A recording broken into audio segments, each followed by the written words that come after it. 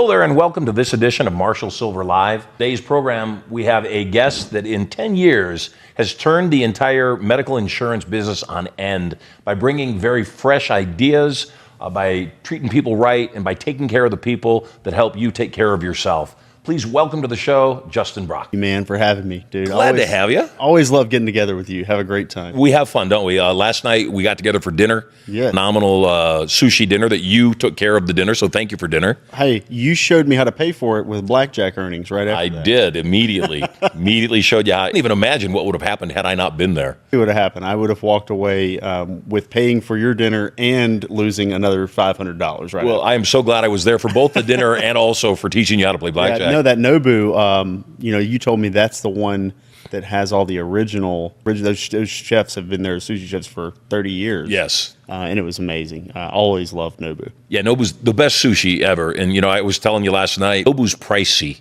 Yeah. And substantially more than other sushi bars. Yeah. The sushi is that good, which is why I go. And for years I was going, and they would bring me, free entrees or, free rounds of sake or whatever it was, or discount the bill. And so I realized that I was a VIP.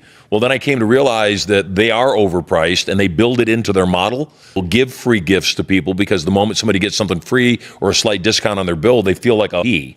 So good marketing practice. it's smart. Yeah. It's kind of like, speaking of blackjack, you play blackjack for 2 hours, you lose $500, and they give you a free buffet, and you go, oh, I got a free buffet. Yeah, it only cost you $500. So right. So I get enjoy there your and I prime say, rib. I'm meeting Marshall Silver here. I wasn't sure if you were there yet. And they're like, oh, Marshall Silver. And I said, they said, do you want a table or you want to sit at the sushi bar? I said, I guess a table. And he said, Marshall's going to want to sit at the sushi bar. Yes. They knew exactly who you were. And I said, well, just put me wherever you'd put Marshall. That was funny.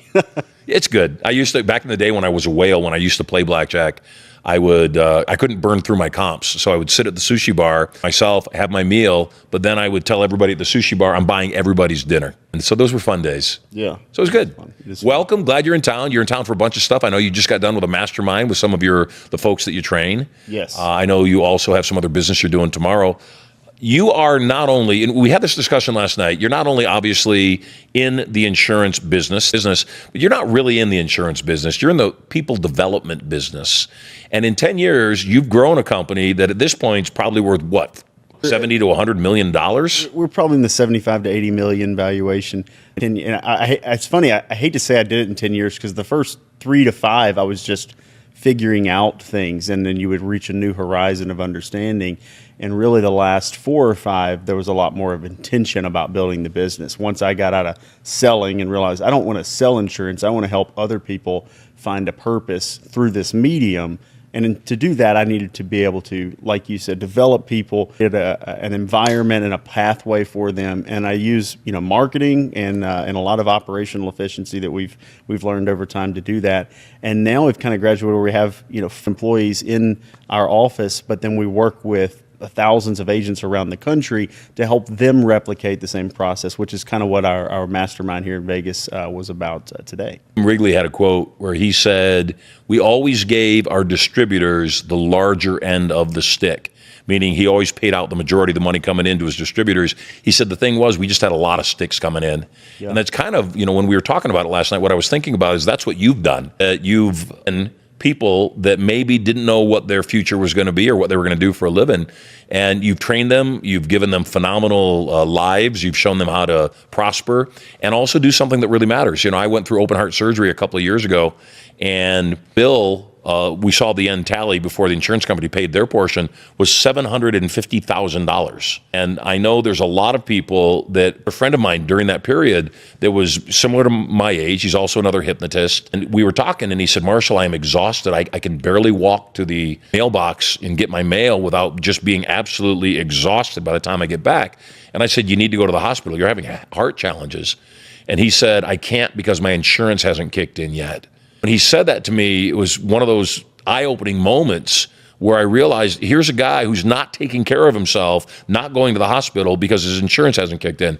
His insurance kicks in, and when he finally went to the hospital, they immediately, within an hour, put him in the emergency ward, gave him a quadruple bypass surgery to save his life. Yeah. And I don't think that most people realize how important insurance is. And the other thing that I said to you, because I've trained a lot of insurance agents, and that's how we met at a conference. Insurance agents are selling something to people that people pray they never need. Right. And so, if I never need my insurance, and so it's kind of a double-edged sword because I need it, yet I kind of resent the fact that I need it. And if I don't use it, I resent it more that I paid all this money out and I'm not using it at all. Yep. And then if I use it a lot, my rates go up. So it's I used to have this joke I would tell agents. I said, if you have a client that's complaining that they're not using something and the rate went up or something, I would tell them, well, if you come on in the office, I can hit you in the shins with a baseball bat and you can go use it.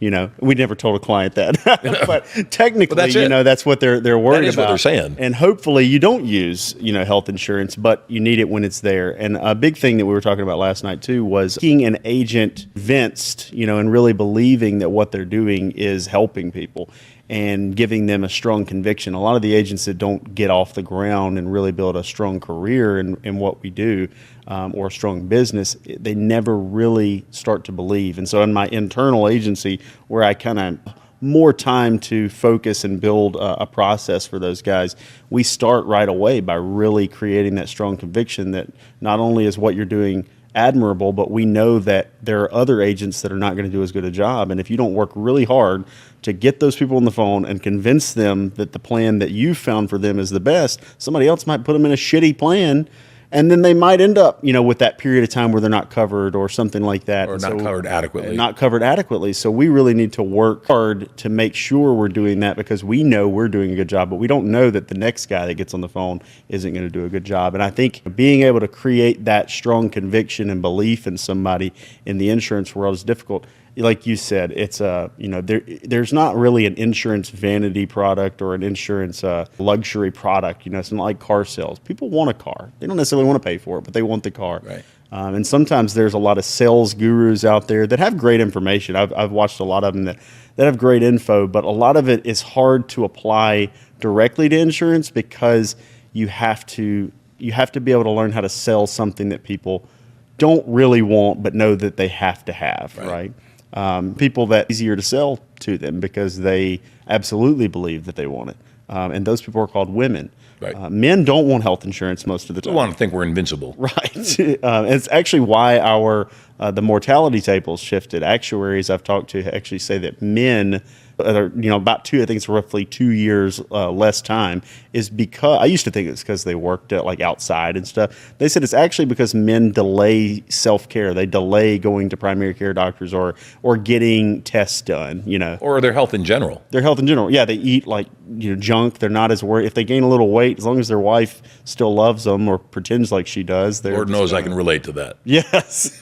Yeah, without a doubt. And my wife is extremely healthy. Yes. She eats right. She's never drank alcohol, never done drugs. I've met your wife, and that is when I started to believe in hypnotism. A guy like that, get a girl like that, got to be real hypnosis. And she's actually very nice. She's extremely and kind. Your kid's very nice, but spending that a little bit of time with you guys in Carlsbad was eye-opening. I wish that people that saw you online actually got to see that, because your family is phenomenal, and I can tell that you right where you want to be with them, so that's awesome. You're very kind. And yeah, I am, and it is all hypnosis. Yes. We're very specific, all of us, on how does our behavior impact the people around us, and not just, to parent to child or child to parent or sibling to sibling, all of us. And so the other day, my wife was in the hospital and I was taking care of her, and the kids were off with our pastor's family. Mm-hmm. And they spent the whole day with the pastor's family. End of the day, my wife and I, we got a text message that said, "Your children are amazing. All day long, they've been exceptionally polite. And every time I turned around, they were saying, 'Is there anything I can do? How can I help you? How can I serve you?'" And I was just so proud about that message, because, again, I just want them to have a good life. Yeah. I want them to be happy. I don't want them to ever feel like they can't do things. Except, I watch other kids, they're just crazy. Yeah. They just run around, and to take care of their kids, they go to a meal and they put an iPad in front of them and let them glue their eyes to the device. Things historically insurance agencies have done, and I know you don't because you've built up a big agency, is often part of the business model is hire an agent, train them, teach them about insurance, get them past their tests, and then say, who do you have as friends and family that we could sell a policy to? Yep. Knowing full well that 9 out of 10 are going to sign up their friends and family, and then because they weren't adequately trained and they didn't actually, go out and learn their craft, they get burned out and then they walk away, and then all that business stays though with the firm that they transferred it to. Right. What are your thoughts on that? Never ask an agent that we hire. And we have two sides. We have the agents that are, kind of their own entrepreneur wanting to build their own business. They're paid a higher commission to try to advise them and give them pathways. And then I have my career agents, the guys that work for me as employees. Whose side of that? Have I ever encouraged anyone to do that? One, your family. First of all, the last person I want to sell an insurance policy to is a family member. It's not because I don't think I would sell them the best policy. It's because every time I do, they ask me every single little thing that comes up. And they're questions that most people would just ignore. But they like, oh, Justin wrote me this, right? So I'm going to ask them every question I can. And I did write some of my family members' policies over time, but they came to me. And so what we want to do is we use real marketing, through Facebook, direct mail strategies. I'm sure you're familiar with the Dan Kennedy style marketing. I was a big Dan Kennedy fan, so we use that magnetic marketing concept, coming up with vibrant marketing, good ideas that are really getting people's attention, standout marketing, not bait and switch, not tacky, not sending out things that look like they're from the government. And the insurance industry is plagued with that. And it's those practices that make the insurance agency or insurance agents taboo as a lawyer or whatever those car salesman, something snarky. Right. And so our agents, we don't want to be that. We want to have people that want to do business with us and that are raving fans who also refer to us, right? And I also don't want my agents to come in thinking, I got to do what? I got to write. I was told that initially. I was told, you write down 200 people I was like, I don't even know if I know 200 at that point in my life. I don't know if now I think back and I'm like, God, I could probably list thousands if I had to. I don't want to do that. And I don't want to burn those relationships or annoy and pester those people. Now, don't get me wrong. If out there in the beginning and you're trying to make money, you got to do what you got to do to feed your family. And if you got to write down 200 names and call them to feed your family, you got to do what you got to do. I like to give people a pathway that doesn't require, annoying the shit out of every family member and friend they have and burning all those bridges. Just to find out that they failed out because there's no path, and then they've also burned some relationships or just maybe not destroyed the relationship, because it's not a destroying action, but it is an annoyance. It's just don't want to ever approach that. I don't want to ask anybody else to do it. Now, I have had agents we put them on solid marketing paths. They're writing business that way, and then they've through their own accord, reached out to family members because they decided they wanted to do that to grab some extra production. And I'm not mad about it. I appreciate the hustle. No, there's nothing wrong with it. In fact, if they believe in the product, they should be. Right. They should tell everybody. Exactly. But if that's your primary marketing strategy, well, what happens when you run out of people you know? Because most people, average people because that's the people we're bringing in. When they come in, they're average. Now, if they stick around and last with me, eventually they're not average people. In fact, their mindset opens up, and I would count them far above average, society. Initially, want them to have a pathway that is replicatable and scalable. The only way that's scalable, and if I'm going to name a name, sounds like Amway, it's Aflac. They do this. Recruit them in. Who's your friends and family? Do any of them own businesses, small businesses? Let's go in, set up a cafeteria plan. And they do that, and their lead model becomes need the next agent to come in and give me their network. And they need them to burn out. Yes, and then burn out. I took one account, 2 accounts from this person, bring in the next agent just so I can take their network, and that's the lead model. And that destroys insurance industry from a broker side. So I'm not a fan of that at all. Yeah, me either. So what makes you different? What makes me different is that early on, I started out, being those same governmental looking cards, ordering them because that's what I was trained to do, knocking on doors, and I was helping some people. I was finding people that needed help. So you were going door to door? I was door to door. I did have 6 to 8 months in. I knocked on a door. This is just a short story here. Knocked on a door, and he was in a wheelchair, and he was deaf. And I couldn't talk to him. Didn't know how I was going to help. I was trying. And then his sister lived next door. And so I got her. She comes over, and she translates, and I was able to save him like $200 a month on his plan and actually upgrade the plan for him. He was on Medicare. And I was like, great, I got a sale, awesome, right? And then she says, one of those multi-level I won't name any of the names, and they'll reach out trying to get us to buy supplements and cleaning supplies and things like that. And it's because they practice that way. Amway. And Amway, there you go. That's one. We've had Amway, had family members pitch us Amway, and guess what? They're not doing it anymore. Right. Much like any of those. But a path helped him. Then he invited me to a Communication Workers of America event where I went to speak. I was thinking it was going to be like 10 people. There were 72 people there. Wow. Wrote all of them, wrote a lot of their spouses, ended up getting about 250 deals off of this one lead.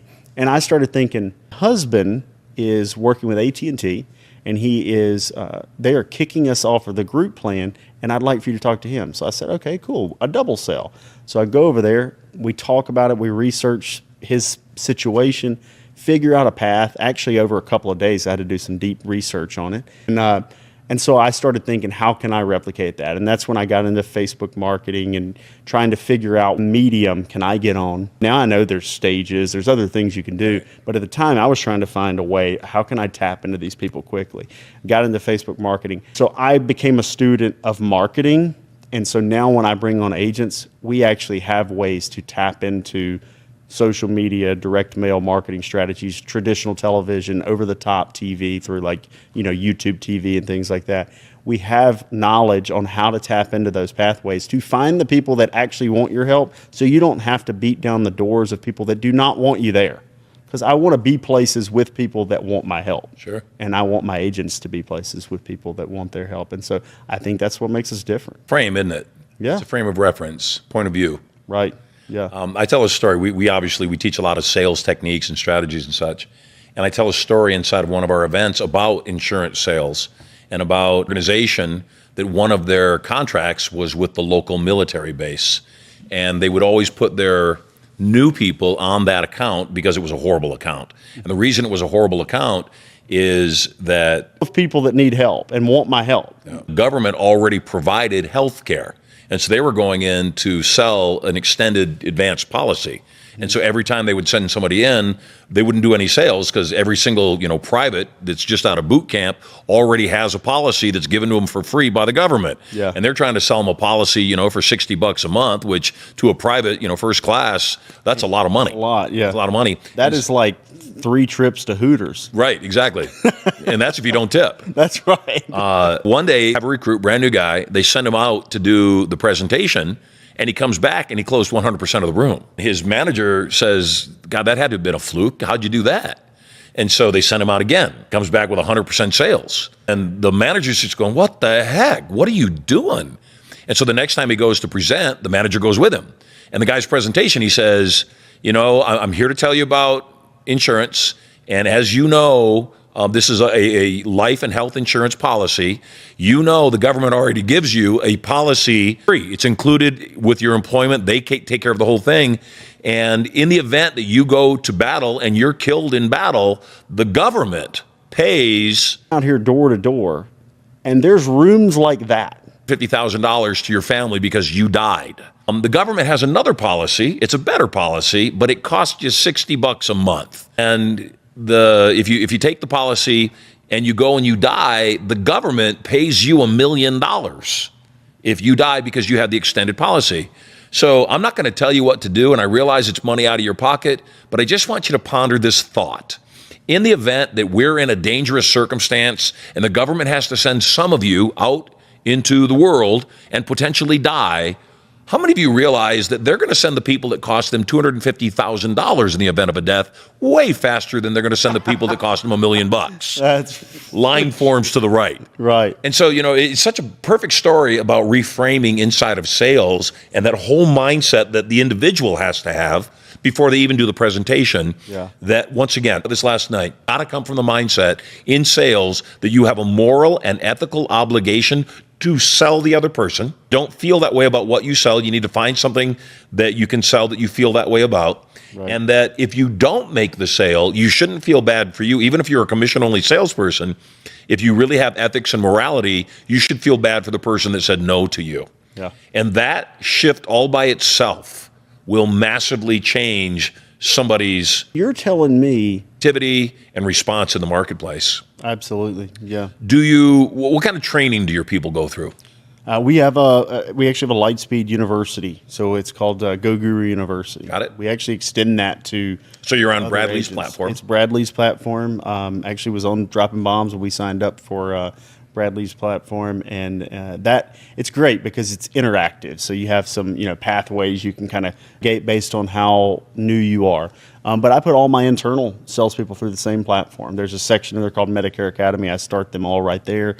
Then they go into their sales and marketing tactics that are built into the platform. Some of them are so down to the I and the cross T that you could watch them and immediately set up a marketing pathway that would actually get you in front of people that want your help. And it's not even an expensive concept. Really where we start, internally, of course, live training with our internal employees and extend that to our external agents as well. Every morning at 8:15 a.m. Central, Monday through Friday. We believe in frequent training and keeping people in that thought loop. To what you were saying, to that positive mental momentum phase. I have an agent, his name is Jared, and Jared he has great demeanor, great natural, I would say natural conversational ability, which some people are better at than others from the get-go, but people can learn. You'll get multi-level marketing people that will join, he was doing well, and then he got into a lull where he was having a lot of conversations, more calls than everybody, but he was not closing much.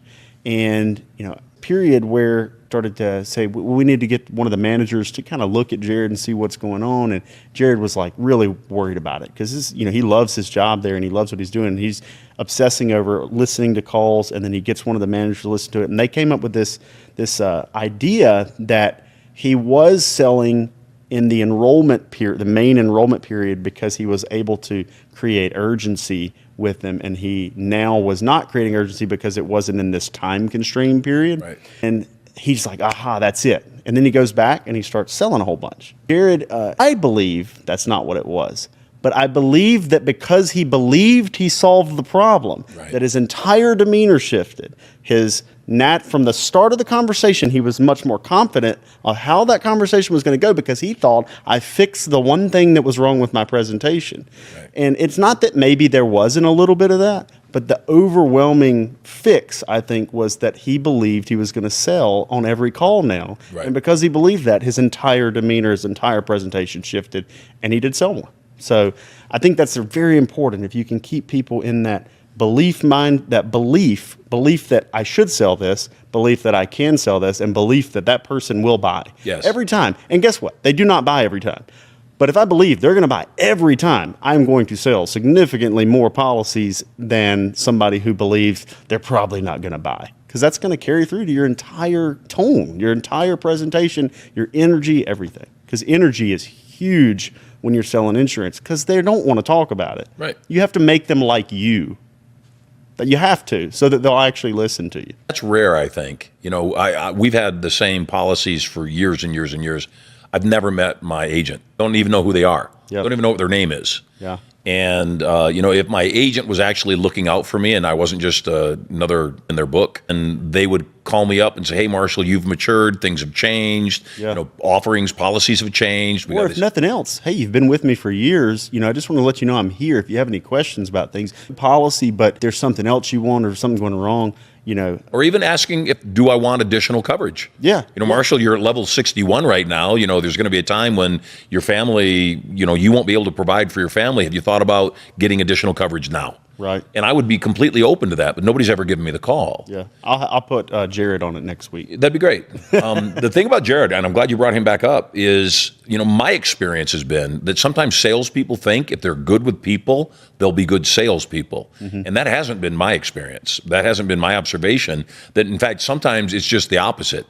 That people that forget why they're there, I'm here to sell a policy. That's why I'm here. Get distracted by the customer.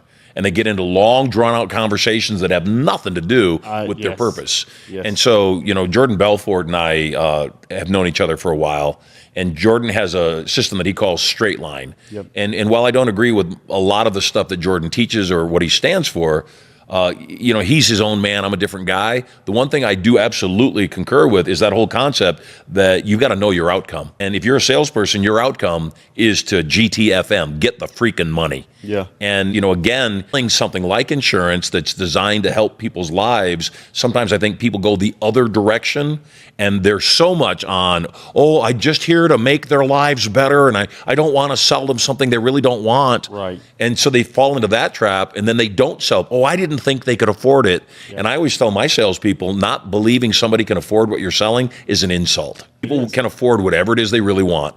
So your job is to make them want it. And you don't know how they value things. So I would assume that you're going to value it very high. And if you make that assumption and believe that, then you won't have kind of reservation, right? Right. And, what you said is, and I'll go back. Our good friend Josh Lustig, yes, actually told one me. of my students. And he's sharp. He's a rock star. He's amazing. So told me, because you mentioned when you were talking about Jordan Belfort, because I've said things like that. I'll bring up somebody and I'll say, I don't necessarily believe everything they say, but Josh told me one time, he said, I can take good anyone and leave the bad. I don't have to agree with everything somebody says. But Jordan Belfort certainly, first of all, writes good books that turn into great movies. But secondly, definitely has great things to teach. And the straight line selling concept, especially for the period of time that it came out, amazing. And I've taken the courses and used it because, like you said, there are some people that are great conversationalists. They never get to the point, and it just turns into they're having all the people that are talking to these people leave with, that's my new friend. They didn't sell them anything. Right. They made a friend. They're very satisfied with the conversation. Well, it's kind of like dating.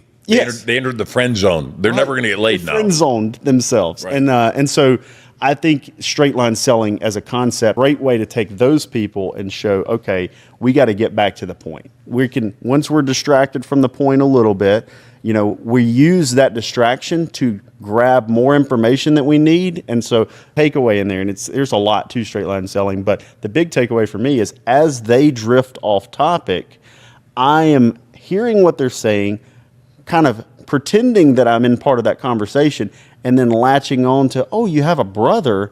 That's awesome. Does anybody live with you right now that's over 18? Yep.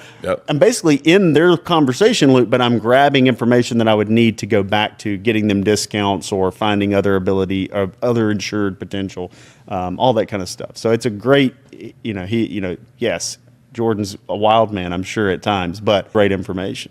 So one of the things that I do inside of my sales process is I don't like being covert. As a hypnotist, I'm already suspect. Yeah. And so I don't like being covert. So especially when people sell something that maybe people don't want, it's easy to want a brand new Rolls Royce Phantom. It's easy to want a 17,000 square foot palace. Those things are easy to want. But when people, especially when they're selling something that is not easy to want, I tell them, you need to disclose what you're selling at full retail early on in the conversation. Hello, Mr. Customer. I want you to know I sell insurance. It's what I do. And it's what I'm here to do. I want you to know that we have a number of policies. The range per month is anything on the low end, $20 a month. On the very highest end, could be $200 a month, and anything in between. And my outcome right now is to help find what's best for you. Yeah. So right off the bat, now my customer is clear. He's here to sell me something. So that's the first part of the conversation. It's not, hey, let's get around to that. When the time is right, I'm going to slip it in there. Right. I tell people that up front because the moment I tell them that, I watch them physically relax. Yeah. Okay, he's not trying to pull the wool over my eyes. He's being up front. I went to the hospital to visit my wife, and they had valet parking. And there were two lanes, and the one lane had posts that said closed. I pulled into the lane right beside the one that said closed. I figured that's where they wanted me to go. That one says closed. I pull up. The valet guy walks out, and he says, "Are you here for valet?" I said, "Yeah, I am." He goes, "Okay, you need to pull your car around." And I said, "Where to?" He goes, "To this lane." I looked at him, I said, "You're the valet guy, right?" He said, "Yeah." I said, "I drive my car around and I pull into that lane. won't you get in the car and drive it to wherever you're going to drive it to? Yeah. And so do you understand that might not make any sense to me, that you want me to drive my car around so you can drive my car around? I'm not trying to be an asshole, and I know it appears that I'm being an asshole. And I said, absolutely. It sure does. He said, I know. He said, it's not my policy. He said, but if everybody else comes in, then I got to park their car. I said, okay, the reason I didn't drive into that lane is there's a sign at the end that says that lane is closed. I said, yeah. I said, I'm happy to drive around if that's what you need me to do. It doesn't make any sense to me. So I drive the car around, get out, and I go inside and I visit my wife. Then I come back out. He's moved my car back into the lane that I was in initially because that's where he was going to park it. I looked at him and I looked at my car. He said, I know, it's just stupid and I feel like such an idiot. I said, the only reason I'm having so much fun with you is you recognize how ridiculous your request was. And he said, it's not, I don't want to do it. They make me do it. They insist. And I said, pretty stupid, huh? Yeah. And so the valet was $8. I'm a $10 bill, and he was trying to give me $2 back. And I said, no, you keep it. It's a tip. He goes, yeah, I don't want to take your tip. My service has been so bad. I said, your service has been exactly what it is. You told me what your policies were. In fact, I'm kind of wanting to tip you more because you were honest. Yeah. And I think that is what people don't understand, is that you can say almost anything to somebody if you're being honest. Yeah. And again, when I go in, I have a client that's a timeshare company, and I rewrote all their scripts. One of the things that I wrote into their script is I said in the very beginning of the presentation, salesperson sits down, the couple goes from the guy's eyes to the gal's eyes, back to the guy's eyes, back to the girl's eyes, and says, I'm sizing you guys up. 9 out of 10 people that come in here have no intention of buying a timeshare. In fact, they're closed-minded. No matter what I say, not going to change anything. They're just here for the free stuff. 1 out of 10 couples, they're good people, and they have an open mind, and they'll at least consider, they're here for the free stuff too, except they'll at least keep an open mind till the end of the presentation before they make their decision. So I want to know, are you one of the 9 or are you one of the good people? So that kind of puts pressure on them to say they're one of the good people. Well, if they lie and they say they're one of the good people, guess what they have to do for 2 hours? Interested. Yeah. And so if they lie and say, oh, no, we're open-minded, now they have to prove that they're open-minded by acting interested during the whole presentation. Well, guess what happens? They say they're open-minded. It's timeshare. They're definitely lying, but now they're engaged. For sure. Except, so they, no, we're interested. Now they act like they're interested for 2 hours. If you act like you're some way for 2 hours, you become that way. Yeah. But let's imagine they're a truth teller. And they say, oh, we pinky swore before we came in here. We're not buying anything. Then I said in the script, I said, all right, then when they say that, the salesperson should say, thank you. Oh my gosh, you have no idea how much of a relief that is, because, I'm a commission-only salesperson. That's how I feed my children, all 8 of them. Appreciate the fact that you're being honest with me, because now I won't feel bad at the end of the presentation, except you realize I can't give you the free stuff unless I do the full 2-hour presentation. You realize that, right? So would you do me a favor? Would you help me? It'll make the time go faster. Would you help me get better at my job so I can feed my 8 children? Would you act as if you were interested for 2 hours? Just, hug each other and say, oh, that looks beautiful. I can see ourselves there. Would you just help me do that? Because it'll make me feel better. It'll make the presentation go faster and everybody will win. Well, guess what happens when you act as if you're interested for 2 hours? You become interested. You become interested. Yeah. They got a 50% bump in their closing rate by just doing that. That's by amazing. calling the elephant in the room at the beginning of the presentation. Yeah. And I cannot emphasize enough that I think that on anything, timeshare, nobody wants a timeshare. In fact, I asked David Siegel, who owns Westgate Properties, the largest privately held timeshare company in the world, I said, out of 10 couples who have never bought a timeshare, how many have an open mind? And he said 0, none. I said, why? How in the world did you become a billionaire selling something people don't want? He said, free stuff. People like free stuff. Yeah. So, obviously the insurance industry is regulated and there's only so many things that you can do. But I also think premium, that free thing, is in the case of this deaf man, sister comes over to, interpret and communicate for you, doing him a favor. Yeah. And the conversation, the time you spend with him is a relief in his day. And because you treated that person with respect and you explained things to him, and when you realized you weren't making the breakthrough because the person was hard of hearing, bring the sister in. Now the sister already is another prospect. And then the sister's husband, is a part of a company that's got 72 additional prospects. Right. So that's awesome. And then the other piece of what you were saying, my breakthrough, is understanding that if you're in any kind of a sales business, one to many. How do I get in front of many people simultaneously. Right. Because you can bust your butt all day long knocking on doors or cold calling on the phone or, sending out email or marketing pieces. Yeah. But the moment you figure out where is that large group that I can do one presentation and sell to many, is a slam dunk. Speaking of that, one of your fortes, and I don't know if you know it, but it's certainly true, is that you grabbed a hold of social media and digital marketing in a big way. Do you think that that is the biggest thing that has allowed you to create a company in a short amount of time? Even you said the first few years you're figuring it out. So in, 6-7 years, building a company that's worth $80 million, you think it's that you focused on digital marketing? I do. I think several things. One big thing for me, continuing to understand that I need people on my team, salespeople, administrative people on my team as a resource. I needed that because I did marketing first, heavily digital with some traditional marketing. Quickly got way more prospects than I could ever serve, and then started creating internal salespeople, and then realized, wait a minute, I don't have to sell at all anymore.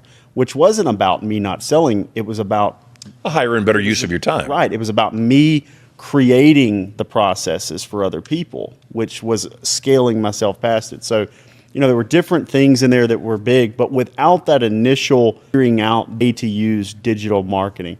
And initially, it was digital marketing to the insurance consumer, the potential insurance client. Now, it's both that as part of our business, but then also using social media to talk to agents or to talk to potential agents. And that has also been extremely fruitful. Interesting thing is I need paid media, paid digital marketing for the client side, organic side of social media, casts, creating groups, social Facebook posts, groups, social posting, relationship building through those has been YouTube especially been huge. The agent side. What I figured out was I could create a long form piece of content for a consumer and might get 100 people to watch it over a year. I could create that same a video but geared towards an agent. They'll sit there and watch hours worth of content. I have one video online that's 2.5 hours long, and it's got like a 75% average watch time on this long form video, but it's because those agents, they consume content like crazy. And so both sides have been helpful. And then when I get those agents, I can show them how to use it for the clients, right? So it's been a perfect storm of being able to get the clients, create that activity, but then also find the agents and connect them with the clients. Because most of what agents struggle with is how do I get in front of more people? Right. Where's my lead source? Well, they think that. It's actually sales, but they don't get in front of enough people to even know they suck at sales. And they don't know that getting in front of more people and sucking at sales will actually make them better at sales. Right. You have to have some trial and error. My most expensive, one of the biggest cash burns is getting a new agent, spending the money on their marketing and watching them screw it up. But it's also how you sharpen the knife. It's the grindstone. I have to have them do that. And I know, so we actually have internally we have a graduatory commission schedule where initially their commission's a little lower because it's costing me more money on marketing. And then once they hit certain metrics, then they graduate to what we call our legacy commission schedule, which is a higher commission.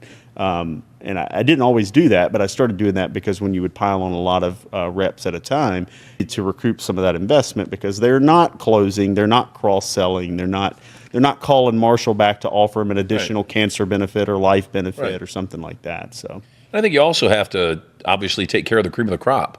Yeah. You got to reward people that are actually doing a good job. Definitely. And let the people that aren't doing a good job see that going on so that they step their game up. Yeah. Demographic, obviously insurance sales have been going on forever.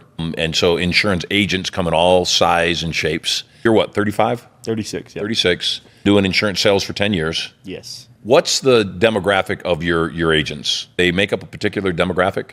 So space, the average agent is actually, I think about 55 is what we've been told, when you look up the statistics, 55 to 57, I believe. Our agents that flock to me, and I take them in all shapes and sizes, but the rule, not the exception, would be that, that 27 to 32-year-old male that maybe doesn't have kids but is married and probably going to have kids, that's where they're kind of getting their life together and thinking, okay, time to get a career. I can't survive on this $35,000 a year that I've been living off of, or So that's been a great group for me. But I've found a lot of guys in their early 20s that are good. I've found some guys that are in their 40s that are good. I've found some guys that are in their 50s that are good. So it's not all demographics. And I've found killers that are women. Percentage of the workforce of agents are women versus men? It's heavily men, which is very... 10% are women? So in we have a Facebook group of 13,000 agents in it. You can easily see the demographics in there. And I think it's 73% men.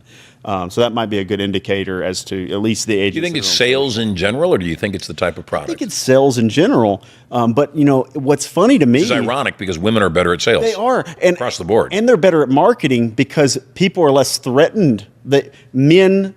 When you think of sales, you think of salesmen. You don't think of saleswomen. Right. So when women sell something, it's like, oh, they're helping me. When men sell something, oh, they're trying to sell me something. So more than that, talk to women because they're women. And women are the ones that are pushing to buy the health insurance in the household. So I need somebody that trusts. So yes, both. But men typically apply for sales positions with me more. They just... Men are typically the breadwinner in the household. They're they have the aggression behind them a little bit, and for some reason, maybe because they're the breadwinner and the emphasis is on their income earning potential is directly correlated with their manhood, and more than that, I think they're just the breadwinner. They're the ones that are out in the marketplace, bringing home the bread and taking care of the family while the woman's doing the home care. But every now and then, you'll find a woman that's a breadwinner. And it's very difficult for men to compete with that woman. Right. There's a type of woman that we found, that will kick most of my male salespeople's asses. But you get some alpha aggressive men that will almost do anything to be number one sometimes. And I have some of those, and I love those guys because it's a great spirit. Actually, my number one salesperson, I think he's very suave at sales. He just is so hardworking and makes so many contact attempts and works on himself. Really takes the time to try to listen to his calls and work on himself. It wasn't natural. My most natural salespeople, one thing I've noticed with them is they'll do really well pretty quick, but then they'll get bored and want to focus on something else. Fat and lazy. Yes. What is that about? It's fat and lazy. It's crazy. And everybody has their level of what they think they are and how they think they should perform. And if they get above that, they throw a wrench in their own gears. Yeah. Sabotage themselves. They cheat on their wives. They go through a divorce. They don't take care of their health, whatever it is. What's the average, and I'm not talking about the people that work for you, what's the average income in the industry for an agent? I would say the average income is probably $60,000. That's what I would think. Yeah. Yeah. What's the average income of your agents? The average income of our agents would be $250,000. Well, I would say just north of $200,000 once they're there for 3 to 4 years. That's awesome. Yeah. Now, some that work with us that are making millions. Right. I've named one of them earlier that's done that, and a lot of times those are younger guys. But one thing I can tell you is the guys that get to that level learn marketing and they learn how to get other people selling. They recruit. Yeah. They recruit. Quit selling themselves at some point. That's always the case, isn't it? Yeah. It's without a doubt. One of the things that impressed me when I went to visit David Siegel at his offices is they own, I don't even know how many at this point, maybe 30 resorts nationwide. And I walked onto his sales floor in the timeshare building, and there's 150 tables set up on the floor. Each of the tables has a salesperson and a couple, either the couple or the couple and their kids.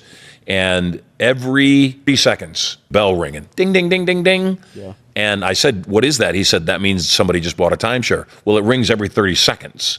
And this is one floor of 2 floors in that particular building in 30 resorts. Yeah. Every 30 seconds. And I said, what's the average sale? He said, some less, some more. Our average sale is $30,000. Well, every 30 seconds on this floor, you're making $30,000. On the floor beneath us, you're making $30,000. At the other 29 resorts, you're making $30,000 every 30 seconds. He said, yeah. Yeah. And I mean, it so drove home, and it's not something I've done. I admit that I didn't do this, and now it is what we're seeking to do. I never built up a sales force because, I stand on a platform and I make $1 million in a weekend. Yeah. I just open my mouth and people throw money at me. And there is, again, fat and happy is a real thing. For me, it was always so easy for me to have this lifestyle that I never thought about building something with other people. It was just easier not to take the time to train them. Yeah. And obviously, you've got something scalable, you got something saleable. I'm guessing there's going to be a point where you're going to sell part of the company, all the company, and do some other stuff. There's definitely that path because, it gets to the point where the exit, whether a partial or a total exit, is seemingly imminent because how could you say no to those types of numbers for your family, because it's generational wealth. Well, you can do it again. And the thing is, like, I'm 36, I would be aiming probably more towards a partial deal, sell half of your company, liquidate some of it, and then go and, double or triple the remaining half of it and make just as much money again or more. Yeah, for sure. Mm-hmm. What do you love? I absolutely, obviously love my family. Traveling, love new experiences in that way. But one thing that I always loved is building the business and watching other people win, whether it's my wife and my kids, my good friends in the industry. Kids? 13 and 11.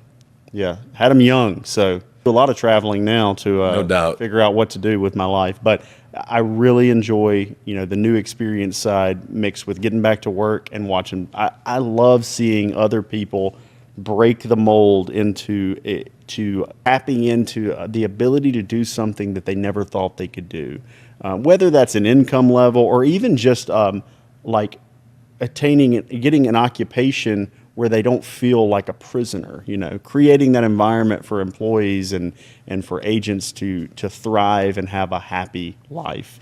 And then being there where I feel like a pace setter a little bit, where I can say, listen, that's great, this is going on. Let me tell you, there's another hurdle coming. And that hurdle might be a complacency that sets in or a depression mode or something. And I'm letting you know, and here's how you can avoid that, bypass it, get over it. It's cool to be the pace setter for other people and kind of be able to help them navigate life efficiently and happy as possible. That's what it's all about. Money's great because it's an equalizer, right? I can't experience certain things without enough money. Right. But we all just want to be happy, I think it takes a little bit of money at least to be happy, and that's different for everybody. Yep. But if I can it's a scorecard. It's a scorecard. It's like playing any game. I will tell you, somebody early on told me it was a scorecard, and that really helped me big time. It said at some point money becomes about score. Somebody asked me today in this mastermind, what's your end money goal, which has always been shifting, and I said 250 million, and then I said I don't really know why, because at 70, 80 million, hell 50 million, there's not a whole lot you can do at 250 that you can't do at 50. Right. But I have to give myself something to shoot for. So there's a movie called Disclosure Okay. With Michael Douglas and Demi Moore. And one of the lines in the movie is, show me a man with $100 million and I'll show you a frustrated billionaire. That's And, for me, I made a lot of money early on in my career and lost all motivation for money.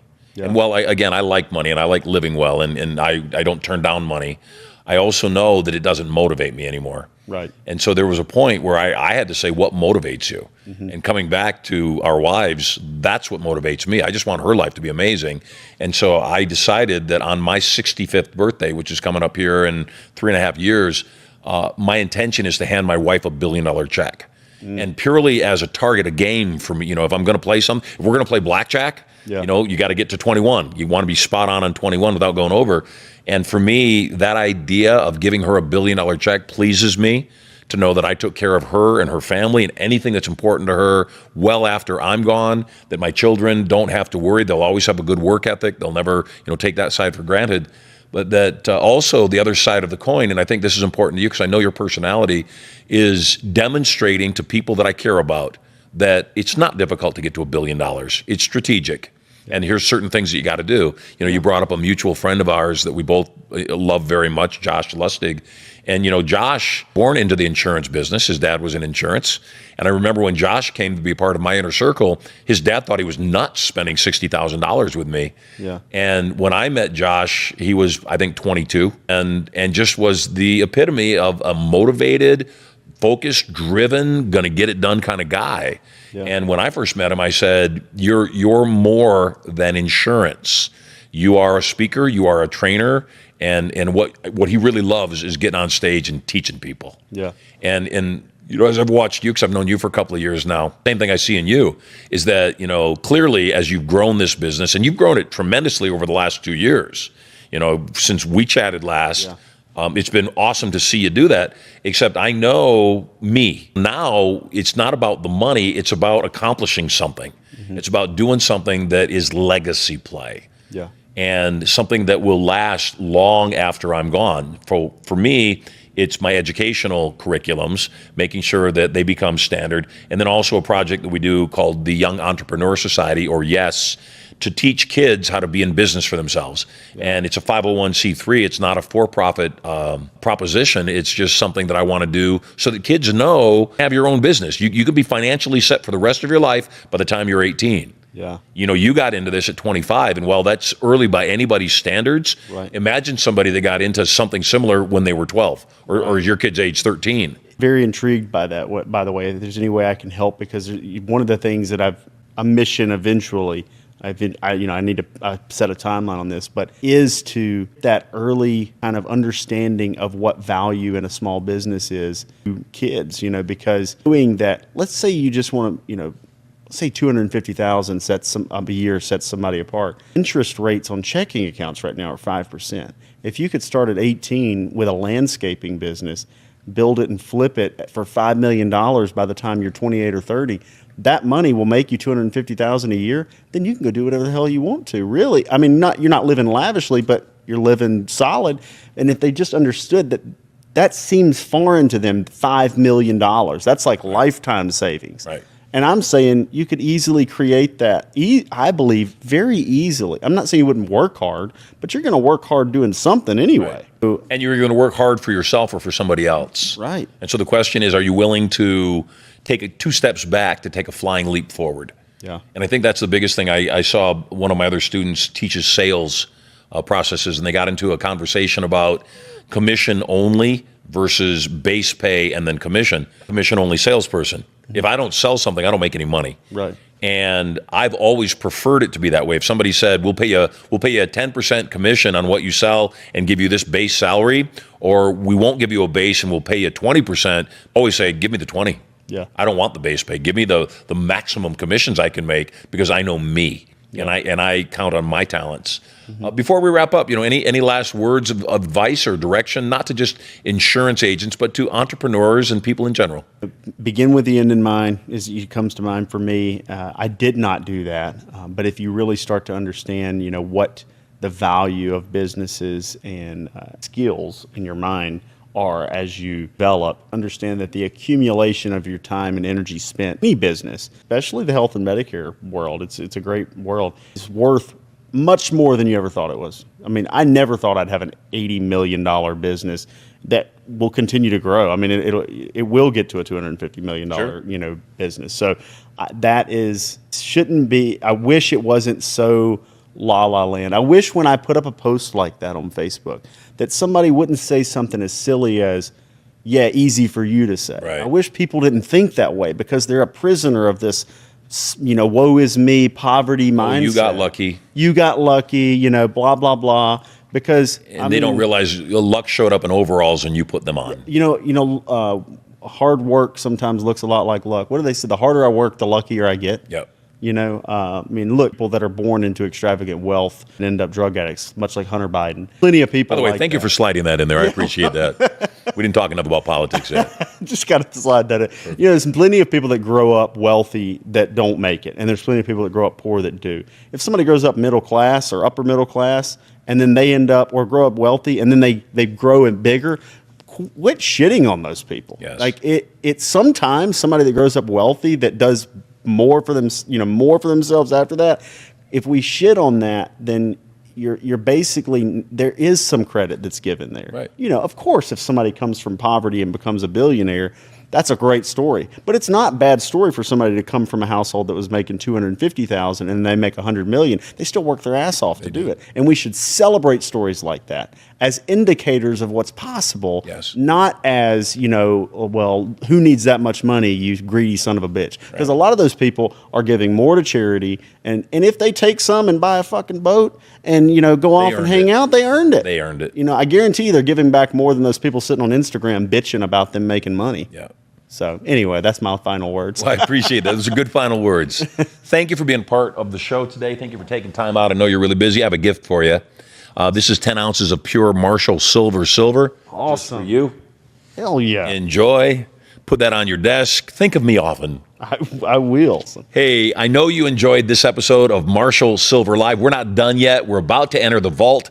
If you're brand new and you don't know what that means is I'm going to start taking your calls, studiomoney.info/live guests. And when you go there, you're going to fill out a quick form to let us know what you want to chat with me about, and we'll get you set up and get you in. If you have an interesting question and you're the most fascinating person of the day, you too could win 10 ounces of pure silver just for you. And if you say the secret word of the day, you can win thousands of dollars in real cold hard cash. I'm Marshall Silver. You're totally loved. I look forward to seeing you in the vault. Over your personal millionaire maker. Getting very excited about my brand new show coming up 2 hours a day, 5 days a week. I'm going to broadcast live to you. I'm going to give you content, information, emotional, mental, physical, and even spiritual power. I'll also invite some of my cool multi-millionaire and billionaire friends onto the show to give you more direction, more advice for having it all. All the knowledge to get everything you want and so much more. All you got to do is log in to the show to get information coming to you live from the bunker right here at Studio Money. So stay tuned.